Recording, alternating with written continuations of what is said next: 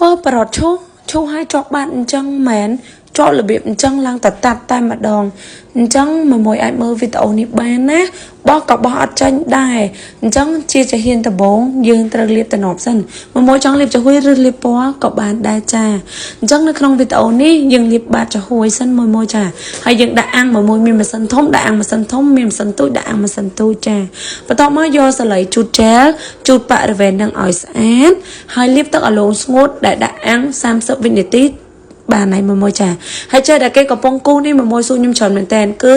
ចែ 3D យើងហាងាយងាយគឺចែគូពកចាយើងគូតាមម៉ូដដែលយើងឆ្លាញ់ទៅមួយហើយយើងដាក់អាំង10ទៅ20វិនាទីទៅបានហើយបន្ទាប់មកយើងឆ្លាញ់ពណ៌ក្រមឬប្រត់ឈូសមួយណាយើងយកទៅឈូសពីលើនឹងមកមួយបរិវេណផ្សេងដែលដាក់ទឹកអឡូងគឺវាអត់ជាប់ទេមួយទឹកអឡូងស្ងួតគឺវាអត់ជាប់ទេវាជាប់តែកន្លែងដែលយើងដាក់ចែ 3D អញ្ចឹងមួយចង់ធ្វើម៉ូដរបៀបហ្នឹងអាចធ្វើតាមវីដេអូនឹងបានហើយសម្ភារៈនៅក្នុងវីដេអូទាំងអស់